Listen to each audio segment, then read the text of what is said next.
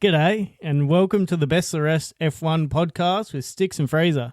Tune in weekly to hear everything Formula One.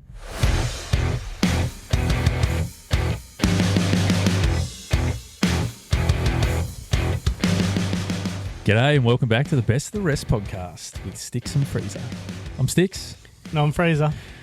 And we've got a lot to talk about when it comes to the Australian Grand Prix, mate. Holy shit. Yeah, there's a fair bit to unpack. What a action-packed slash not so action-packed weekend, depending on what time of the weekend you're looking at. Oh, fuck. I just don't know what to make of it. Yeah, I was on a roller coaster of emotions through this weekend. We got a gut punch before the race. Got some crazy mistakes slash mechanical failures throughout practice and quali. Unhappy drivers. Some action on the Sunday. A weird qualifying session. Yeah, just all of it. There's a bit going on. Some unreal launches. Cheeky official starter. Getting on it. Yeah. Oh, yeah. Bang. As soon as the lights went fan. fully solid, then 5 reds and they were out. Colapinto with the bloody dodge of the century at the start. Like, just... Yeah, after he almost got his ass reamed by Hamilton in practice. Yeah, that was... Just so much went on, and I just don't know how I feel about it. I guess we'll follow a little bit of a system, and we'll try and start the start as much as we can and work our way through, but no doubt our brains and mouths are going to wander, so you can enjoy the roller coaster with us. Well, I hated the regs and then hated them even more. And then I was like, oh, actually, maybe they're all right. And then I'm back to sort of being, So we'll work through that because the regs are, I feel like they're going to be a persistent topic throughout the whole year. Everyone's talking about them. And I've got something to bring up with you later. There are some people trying to stop other people talking about them, but we'll get to that. Yeah, all this charging and harvesting and deployment, yeah, it's terms that we'd already heard in previous years, but it's a lot more significant in this new set of regs. So, yeah, I don't know. In the practice sessions, they weren't kind of as evident. They were just talking about what they were probably going to have to do, but when you start seeing it in quali trim, yeah, it was pretty shit. Like the super clipping down the main straight, like trying to give it a cool kind of sounding name, but it's super shit.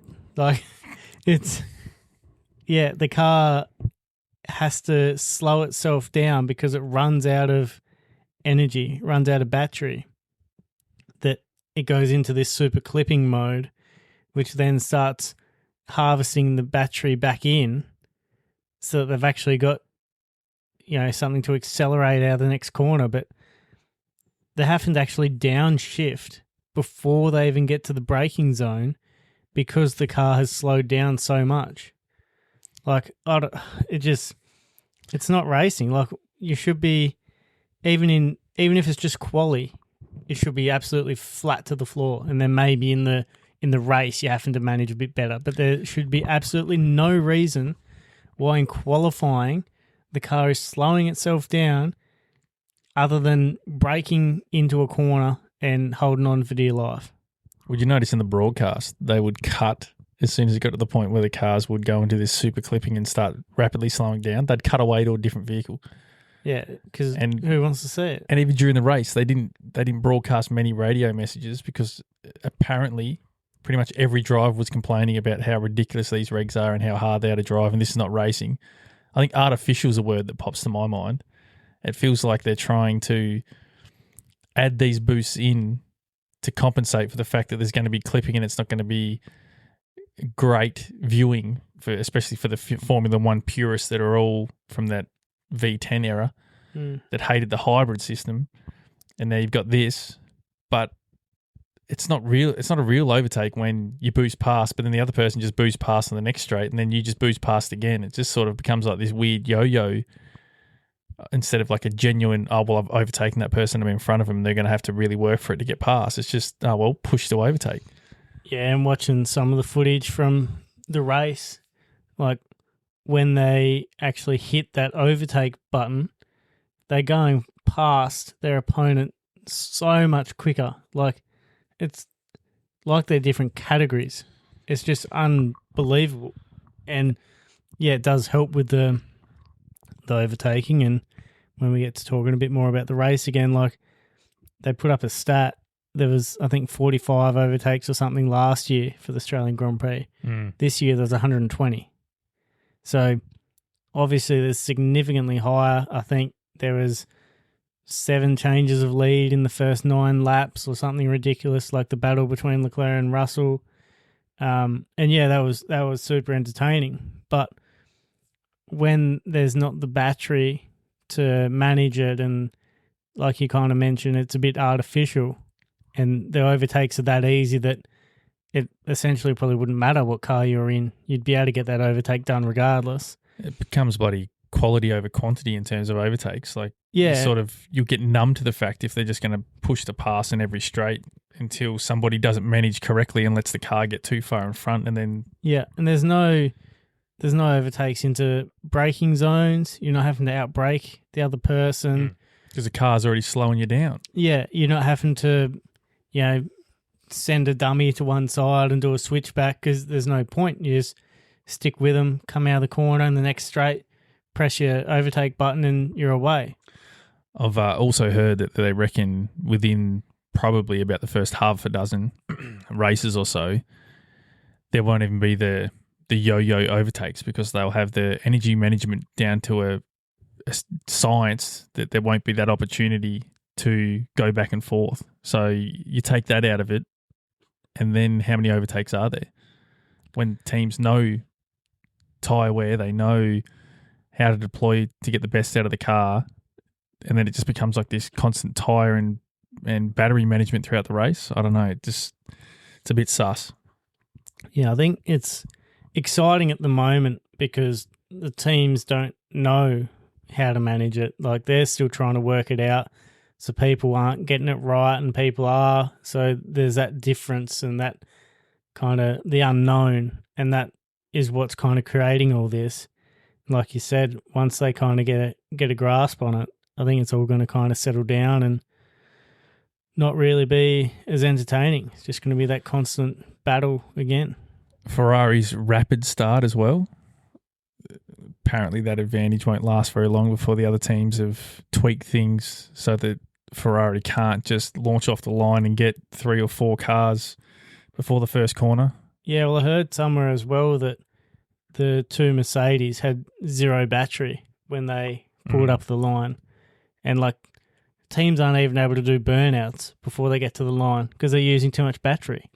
So, like, what the fuck is this? What are we watching? Like, it's all in a fucking boost mode. Like, I think even Leclerc might have said something like it was like getting a mushroom in Mario Kart. Like, yes, you've just all of a sudden you just got all this extra power that you just use that will get you past anyone. Like, it's, I don't know, it's just not really racing anymore, and I'm so confused, and yeah, I know it's all going to kind of get closer, but I don't think that's going to be better. I think that's actually going to be worse because you're not seeing, like we saw this weekend, you're not going to see, like you said, the cars that have nailed the start and jump, between 4 and 7 cars in the first lap because they'll know how to harvest their battery or maintain it or whatever the best. And by the time they get to the line, they'll have run all these sims, especially by, next year when they've done, a race weekend at each of these tracks. They're going to have all that data. They'll know exactly what went right and wrong and whatever, that everyone will be the exact same.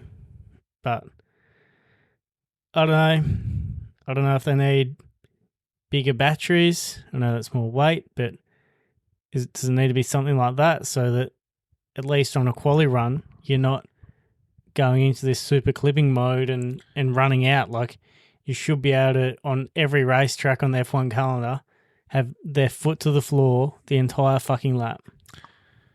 I think super clipping, it shouldn't be something that is known by the casual Formula One fan. It shouldn't be a point where the commentators are making such a song and dance about, oh, this year we've got super clipping in it. Think of, like, I don't know how Crofty went about it. It was some sort of sweet shop analogy about using your battery and then before super clipping. Like, I wasn't even following along with what he was trying to say. And like, I understand how all this works, but so he's trying to put in some sort of analogy that makes sense to the masses. But super, like, we've always had clipping. Like, the previous hybrid cars would clip, but not to this extent. Like, there's been a few times where Max would complain because the car was clipping too much in the previous era. But it should be something that you're aware of if you want to dig into the details of Formula One and you like that sort of thing. But as a casual fan, you're there to see interesting racing. You're there to see the personalities. You want to see a bit of argy-bargy rivalry going on track. You don't want to be sitting there going, oh, okay, now they're managing and, damn, that's a lot of super clipping as the other car's boosted and we've got like an 80 kilometre an hour difference because one car's randomly slowing down. And that's the other thing. Drivers were saying they weren't fully aware of when the car would go into a management super clipping mode. So they get towards the end of the straight and go, well, it seems to be roughly about here where the computer takes over and slows the car down. So how are you supposed to safely defend if you try to cover the outside as somebody's coming up and then all of a sudden you're just dropping in speed as they are potentially increasing in speed? Like, you're just asking for a massive shunt because you've got one driver that essentially is going to tap the brakes when they're unaware of it. And like, that doesn't compute in my mind. Like, surely there'd be something on the screen popping up, say, like, you know, if the battery drops below 10%, they know that they're going to start clipping. Yeah, it's a mess and dangerous. Yeah, 100%. And it's all still so unpredictable too. Like, you had Max Verstappen, like Q1 qualifying, the car just locks the rear axle and off he goes into the wall. So, you know, he starts 19th or 20th or whatever it was. Which he described as the equivalent of getting to the braking zone, putting your foot on the brake, but somebody pulling the handbrake. So as he turned in, he's just gone. Like, that is so sketchy. When I was watching quali and then you just pan to a dust cloud and see a Red Bull in the wall and it's Verstappen, you're like, what the fuck? Like, when does Verstappen have a driving error to that degree and like crash on his own?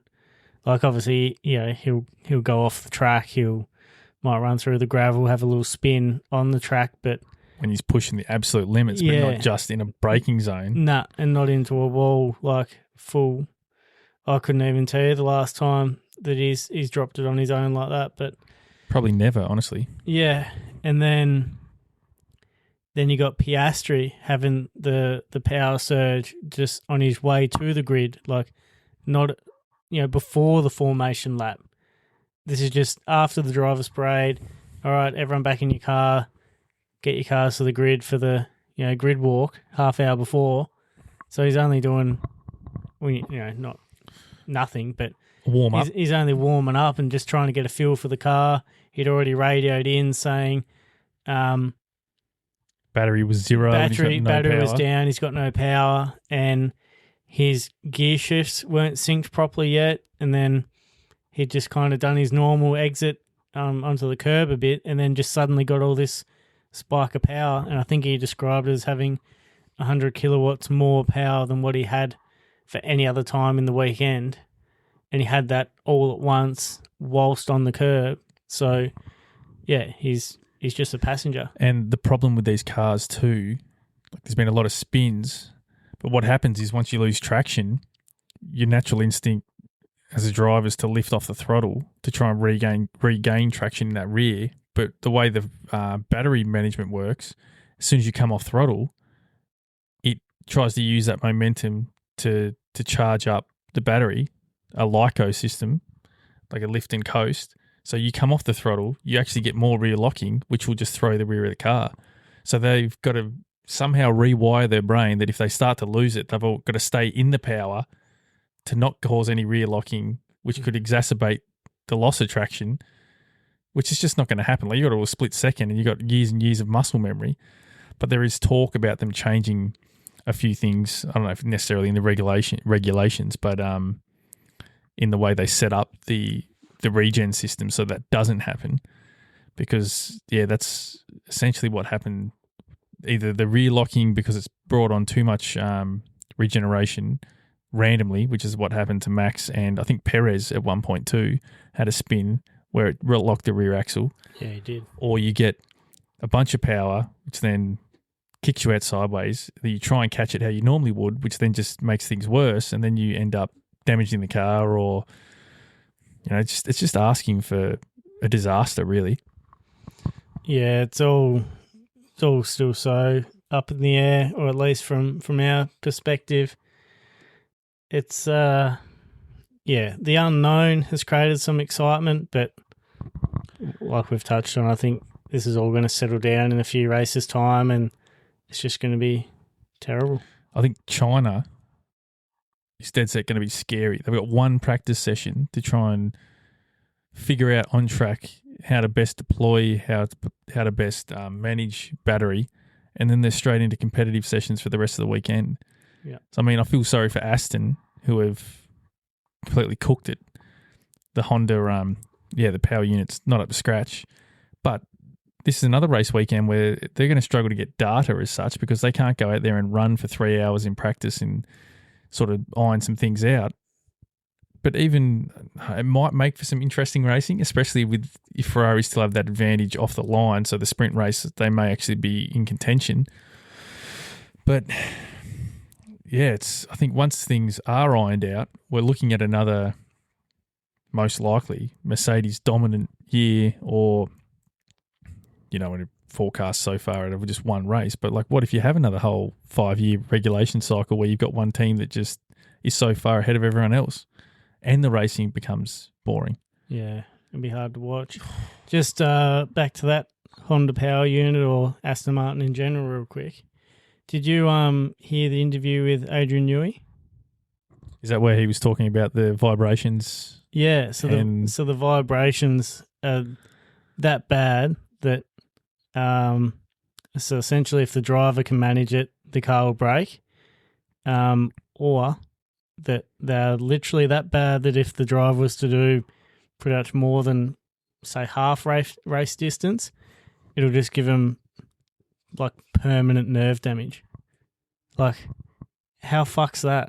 It must be like holding on to like an orbital sander or something. Yeah, I know in the construction game with some of the big jackhammers, I think you're only allowed to be on it for like, say, an hour or something at a time. So that'd be driving the Aston Martin would be the equivalent to being on a construction jackhammer. That, it's that kind of vibration. And I've done a bit of jackhammering, probably not the real big ones, but you start feeling it through your hands and your fingers and your arms, your legs, like your teeth are just about chattering, like you feel that. So imagine that trying to drive a Formula One car doing near and 400 kilometres an hour. I think top speed might have been 344 this weekend. And yeah, you've got vibrations like that going on. Like, I don't know if it's, worse going into it when you're braking or accelerate or whatever, but probably a certain rev range it'd be. Yeah, but to think that they can't even get past, I think Newey might have been saying for Australia, it was by the time they're starting to go over about 25 laps, they're starting to push their boundaries a bit. I think they said 25 for Alonso and then 15 for Stroll, because Stroll had that broken hand or something in recent years. So I think that may have decreased, but it didn't quite work out that way. But just to touch on the vibrations, like I find if I'm using like an orbital sander, like just those vibrations going through your hand makes it feel like you haven't got full control over your hand.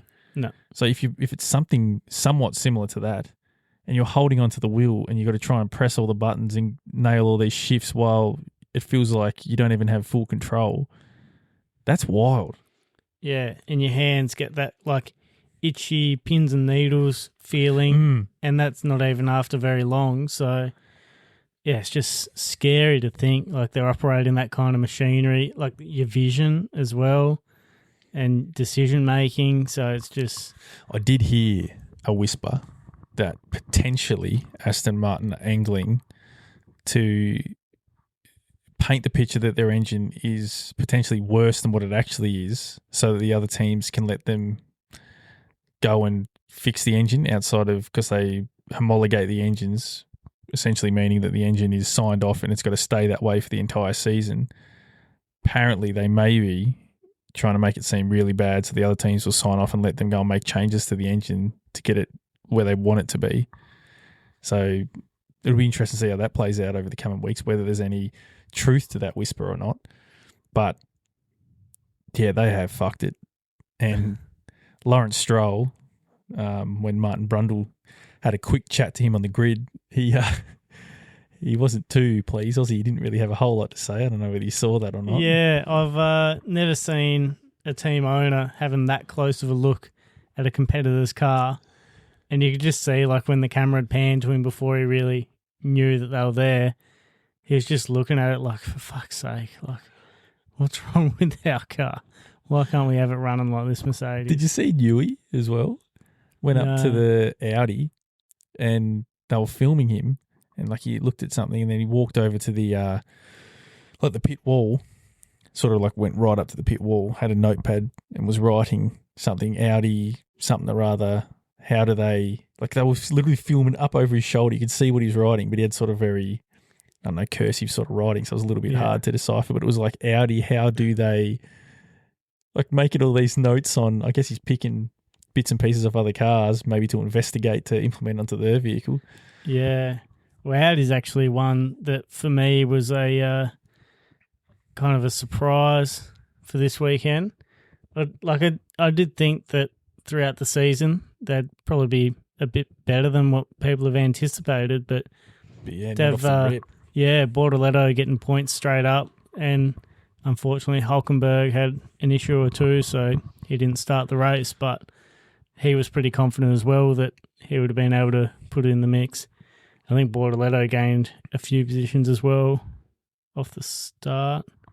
How good does that Audi look on track? Yeah, and then that's the other thing with the Audi. Like, I think we kind of both put that their livery was a bit mediocre, not enough kind of going on, nice colours, but on track, kind of all mixes in well and fucking pops. It almost looks, it's got a bit of like a villain, menacing type of vibe. Like they, when you see that car front on in that gunmetal grey sort of colour, it looks mean on track. I was very impressed with that. Yeah, no, it was very good. And fuck, if Bortoletto can do that straight up, who knows what they'll do. China's going to be the big test for everyone. Like, coming straight out of Australia, either thinking you've learned some stuff, or there's a few teams that probably didn't have enough opportunity to learn, to then try and throw it all into a sprint weekend, get that one practice session and then straight into a sprint quali and sprint race. So it's going to be interesting. Talking of impressive drivers, Arvid Lindblad. Whew. How good was he? What a first race in Formula One. Holy shit. Yeah. The expectation's unreal. Like, to be as high as third for a short while on track, starting, was it ninth? I think he started ninth. He was just behind Lawson. Like, he wasn't afraid to have a crack. Like, Lewis Hamilton trying to get past him at one point, and he didn't make it easy for him. Nah. And then, who was it that was overtaking him later on? It must have been Max, I think, at one point. And Norris must have at one point too. He was like, I don't give a shit if you're a world champion. Like, you've got to earn this. Yeah. And it was some of the most aggressive. There definitely was a bit there with Max, because we were watching it and kind of thinking like, if that was a bit later in the season, then they'd probably be on the radio going, get the fucking RB out of the way. But No, he's doing an exceptional job. And even with all this harvesting and boost mode and overtake mode and all that crap, still to keep a 4-time world champion behind, did exceptionally well. Unbelievable. And just to kind of give a bit better of an overview, we've kind of spoken about a few of these briefly, but in the new regs, so there's no DRS anymore. They have one detection zone towards the start of the lap, and then you have, and that's for being within the 1 second of the car in front. So then that's when you get the overtake mode, and that's pretty much anywhere on the straights that you can use that and use as much or as little as you like. Like it's just electrical power. Yeah, and an additional top up, an additional percentage of power that you can use at any point.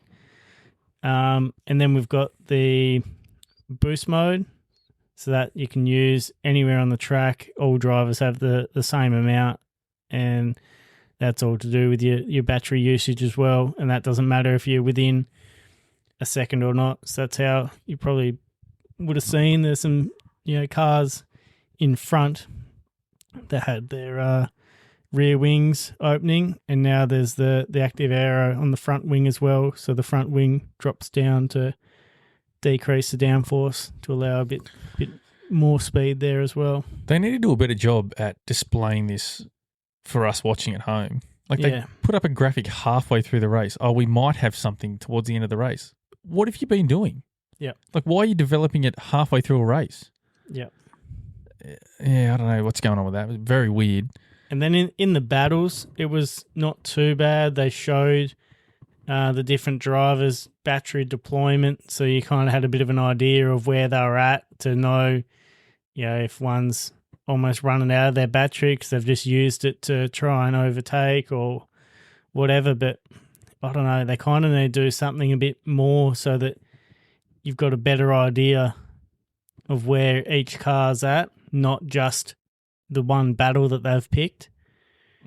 But yeah, I don't know. There's a lot that needs to be sorted out broadcast wise, and there's a lot that needs to be sorted out regs wise, because the teams are going to sort it out, and I think it's going to just kind of level back out, like we've already said 10 times in this episode. I don't know, like I haven't put a whole lot of thought into how they could actually fix it, but I feel like managing lap to lap, it feels too easy in terms of like once you find what sort of works, well, you just keep repeating that lap after lap. But it's almost like if they could have like an energy bank that, like say they had a battery that somehow lasted for 10 laps or 2 batteries. So like one's charged and you deploy that over a 10-lap period and then it resets, so you could maybe, I probably would end up being the same sort of thing, but I'm just thinking like then you could have a driver that's, he's only got 40% left and he's got to make that last the next 5 laps, where the guy behind's got 60% because he managed a bit more. But when it's lap to lap, it's like, well, you're going to use it on this straight and then you're going to make sure you're harvesting here and then finish the lap and then you've got access to your boost mode again, and then you just go around and you keep refreshing. It's going to become, I don't know, just very clinical. Like, okay, this is exactly, like the engineer's going to step in and go, this is exactly what you need to do. We've run all the simulations. This is how you get the most out of the battery management. Yeah, I don't know. I just feel like it's too much battery, too much management, too much fucking around. Like, it just needs to get back to drivers driving the cars to their absolute maximum, driving as fast as they can, and then you get those differences, like those 1% differences by the driver's skill themselves. Like how big their balls are, how quickly they can take this corner, whether they can brake later, whether they can, not lift at all coming through this chicane section, or, just different things. Like you still get a few of those where you see him squeeze them down the inside. I think it was Alonso's lap that you were showing me where he squeezed down between the wall, a little touch of the grass, and another car just hard on his left-hand side, but you're not going to see as much as of that because of all this battery deployment and managing and pressing a button to go, 20, 30 kilometers, probably more faster. Like, yeah, it's like they're just about standing still. Imagine if you could have like a power play set up where you could activate, you got 50 lap race and you can have 5 laps where you get like an extra boost mode for the entire lap, but you can only use 5 of those laps for the entire race. Well, that's what it's bloody getting to. It's all just electronic fucking game shit. Like, but at least if you had that, you could go, oh, well, Antonelli's used 2 out of his 5 super clipping booster laps. I don't know. That pisses me But like, off. because you just sit there and you're like, oh yes, now they're clipping and they're slowing down and they're charging the battery. And even when you're watching the battle, when they in the second half of the race, I think it was Max and Norris that they had the graphic up on the screen, the batteries go from like 80% down to 20% in no time, and then they're charging and they're back up to 60%. And they drop down to 40. Like they're just constantly yo-yoing throughout the lap with the state of charge. It's not like it takes a long time for them to charge, which is sort of it's a weird thing to even keep an eye on anyway, because it's not like, okay, like it's a big difference. Even if there's a 10 or 15% different, if you lift and coast into one corner, that can be enough to boost you right up anyway. Yeah.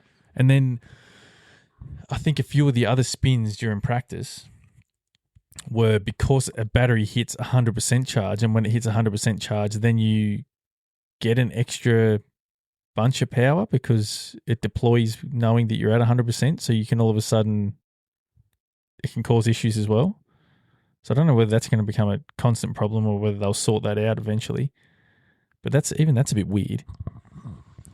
I don't know. Call me old school, but I don't really like any of this battery stuff. It's just, unless it's like, I'm not saying that I don't like batteries, but just the amount of the management and the harvesting, and you get this boost and then you get that and the other, and it's like, it's not just racing a car. Like, the shit that I'm interested is just putting your foot down as hard as fast as you can and seeing who can have the most traction and handle the vehicle. If you delete the super clipping side of things, like even if you said clipping but it was barely noticeable, and you had a little bit of an electrical boost to aid in overtaking, and you built the formula to the point where it was competitive racing and that allowed some overtakes, but not this yo-yo back and forth where essentially it's like you could almost use like a tennis analogy. Like Leclerc was in front, so it's advantage Leclerc. And then once Russell goes past, it's back to Deuce because he's in front, but his battery is now depleted. But Leclerc's close behind, but his battery is charged unless somehow Russell got past when they've both deployed battery. So it just ends up being, okay, well, the car behind's got more electrical power, so they'll go past. And then George is recharged as Leclerc's deployed and is in front.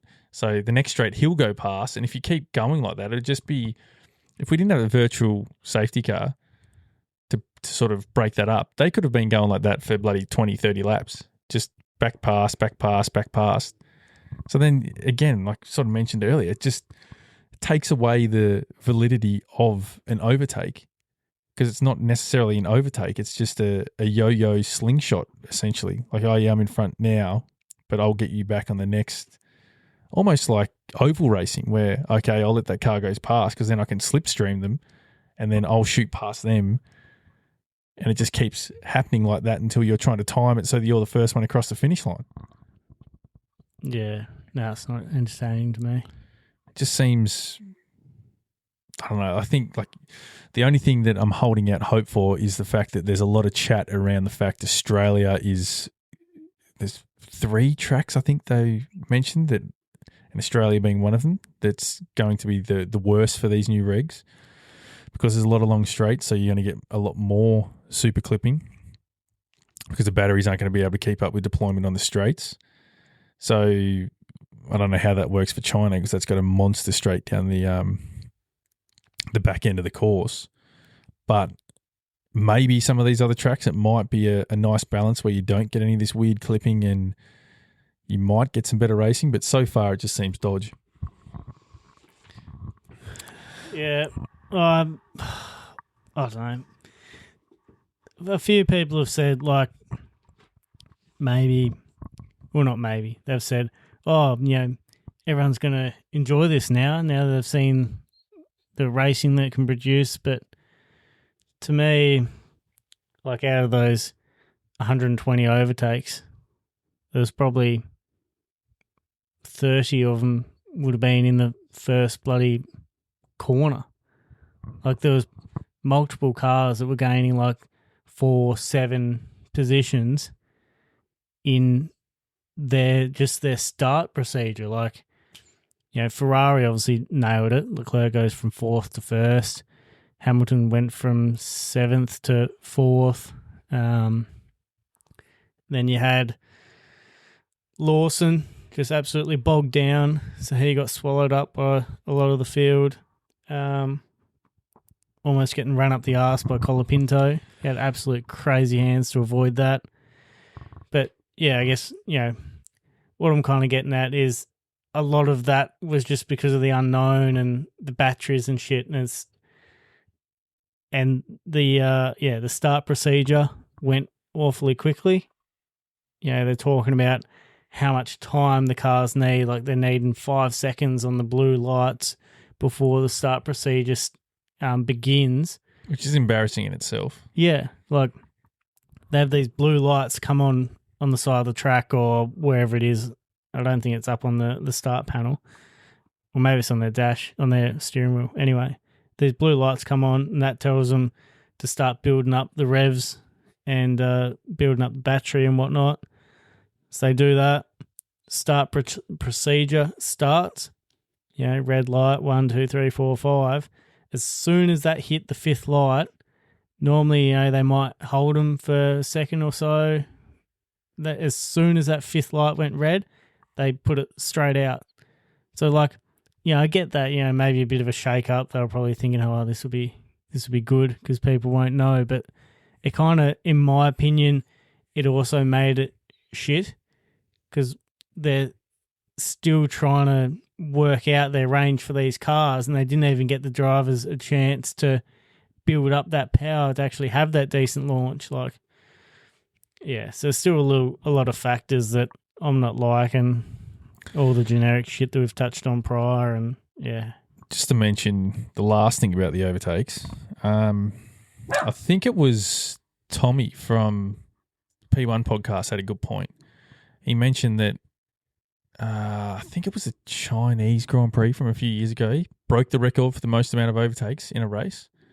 But he said no one remembers anything from that race because they weren't meaningful. But you can have a race where the overtakes are low, but if they're at the front and there's a lot on the line, then you remember that because there's a lot on the line. So every overtake, I guess it's like, soccer. Every goal is meaningful. But yeah, like if you've got just overtake galore, well, yeah, you're just not really paying any attention to that. You're like, oh yeah, that's just what happens. So I just don't want it to go down that path where it's just overtakes don't mean anything. You don't want it too far the other way either, where there are no overtakes and there's no action.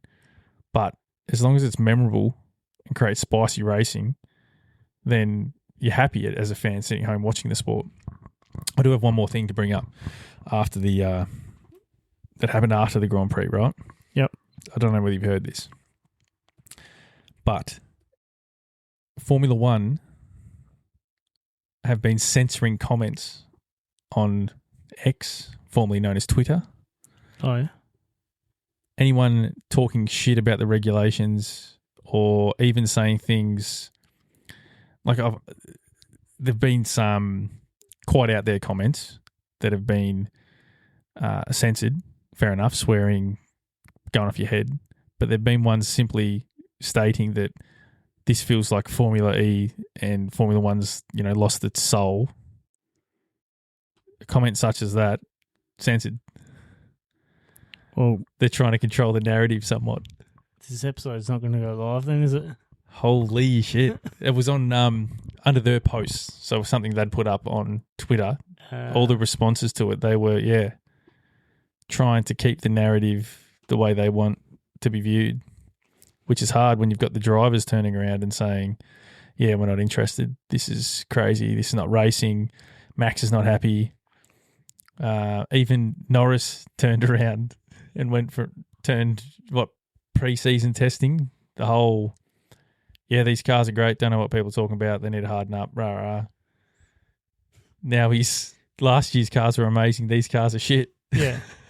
Yeah, I think a lot of the fans and most drivers are probably under the similar opinion that, something needs to be done, because this is it's a little bit enjoyable now, but the teams aren't stupid. They're going to sort themselves out, and I think it's going to be hard to watch. Look, I'm happy to give it half a dozen races or so to see how it settles down and what sort of product we end up with, and I'm hoping that it is somewhat interesting.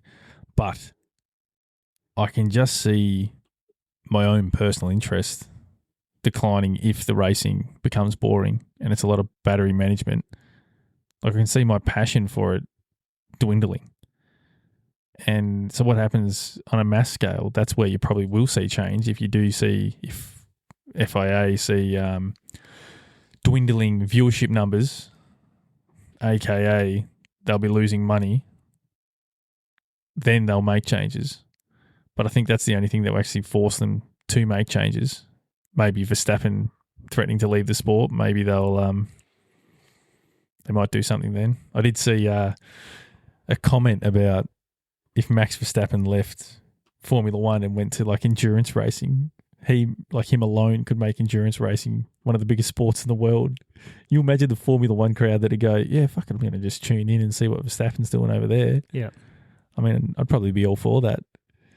Yeah, they'll doing their normal interviews from the supercars side of it, and they were even talking about a lot of the F1, like even the drivers were getting along the fences and watching the races, and they'd spoken to Albon, and he was like, talking about how the championship ended last year with, Brock Feeney getting spun out and whatnot, and Chaz winning. So the F1 boys were getting around the supercars. Yeah, and they were like, oh yeah, sick. So the supercars are definitely here again this year. Oh, that's great. Yeah, I'm keen to see this race and blah blah blah, and this person and that person and how they handle this, and like they were into that. Like the fans of F1 are into them.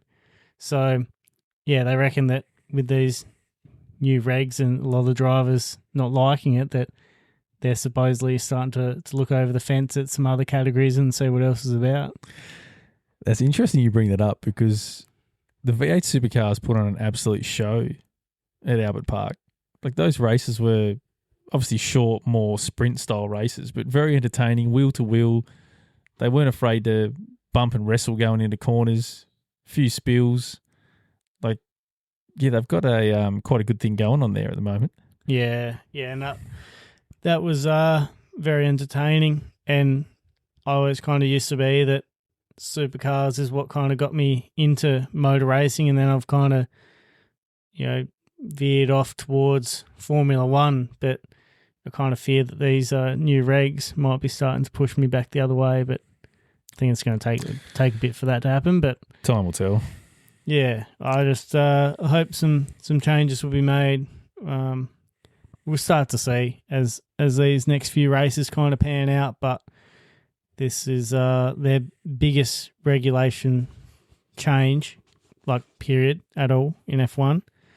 So, yeah, there's a lot that everyone's working out. Us as fans have probably got to take a beat and just kind of sit there and see how things pan out as well.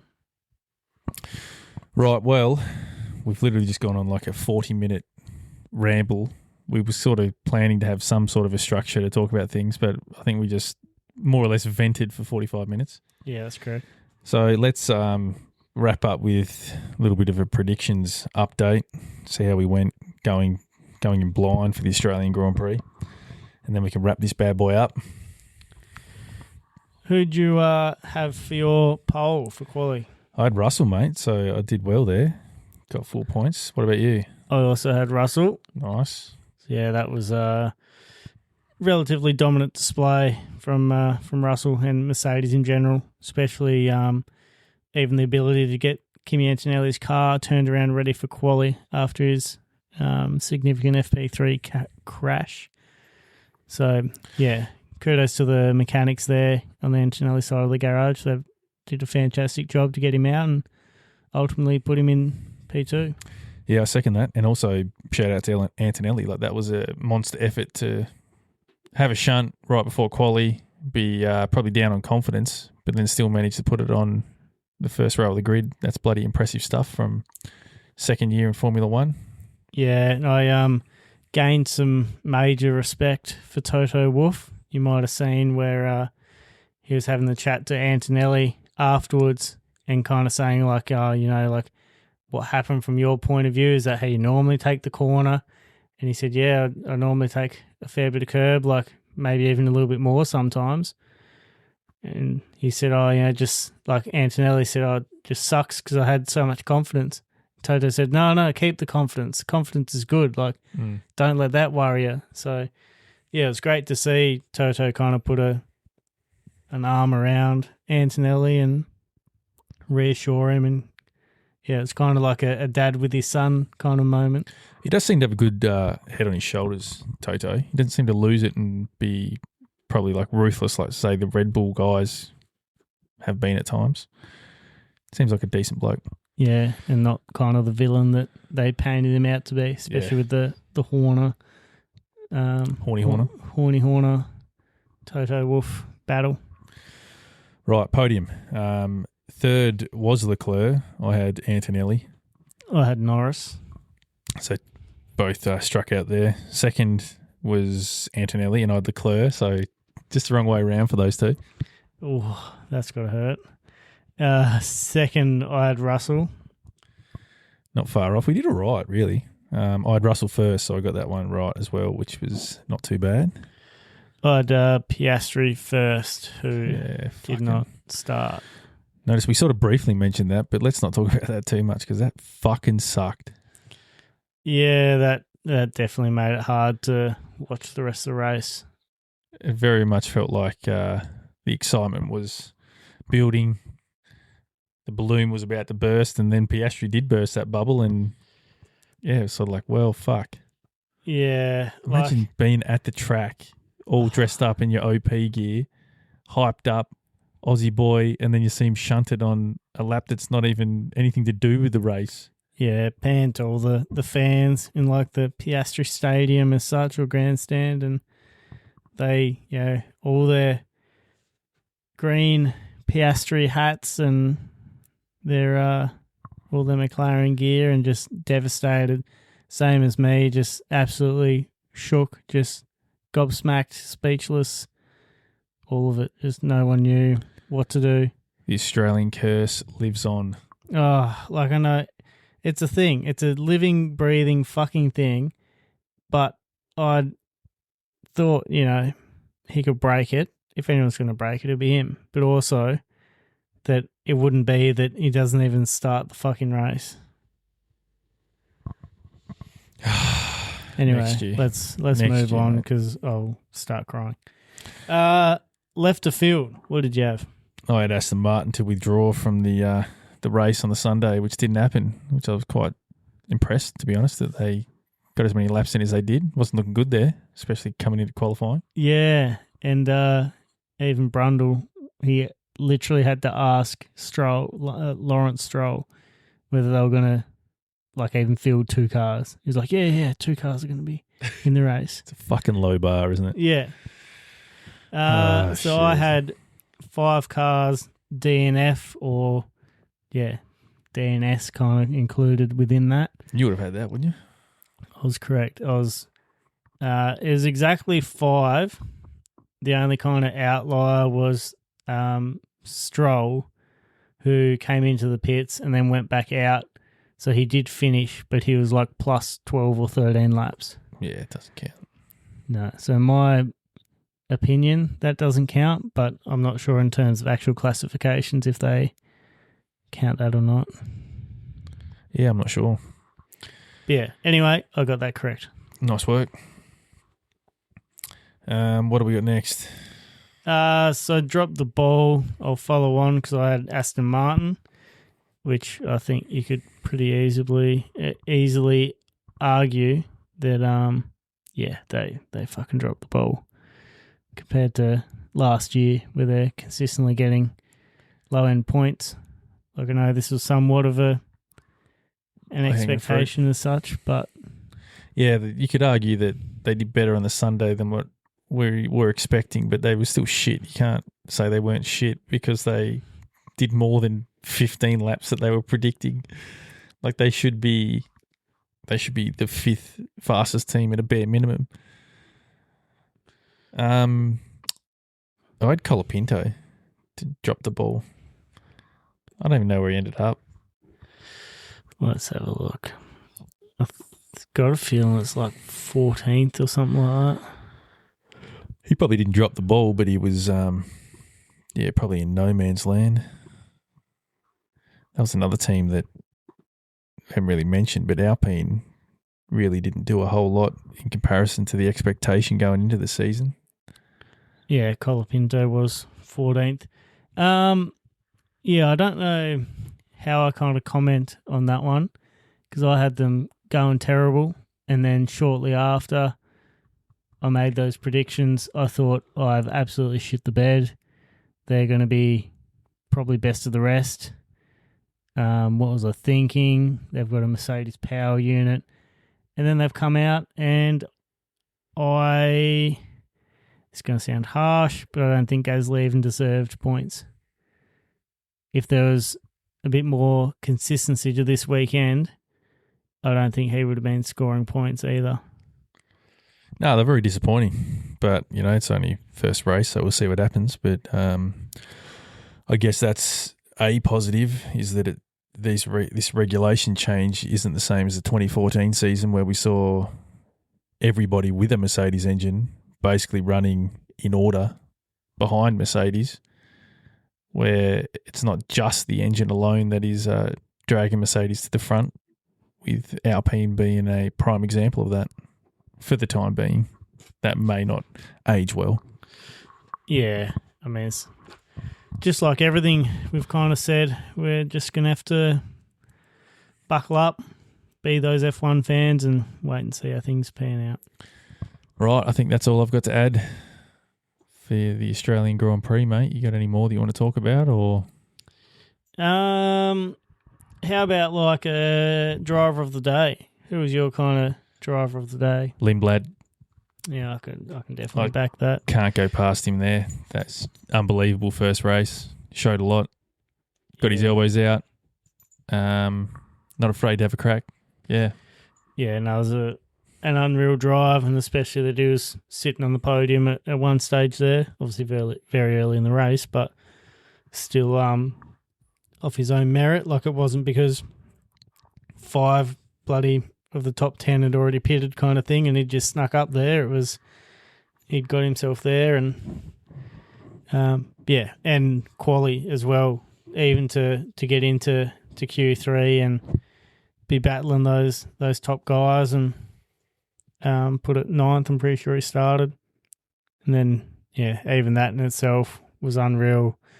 Then to hold on to 8th, I think, in the end. Yeah, ripper job. You couldn't ask for more for your first race, and especially in a team that's, midfield. They haven't got a rapid car. It wasn't the car doing the work. It was all him. Yeah. And he basically was quicker than Lawson all weekend. Yeah. So, he held on to 8th, and I think I saw a stat that not only was he one of the youngest to score points on debut, I think he had like the 3rd highest or 4th highest finishing position as well. So, unreal job. Rightio. Time to box. Yeah, time to get out of here. Stop the rant.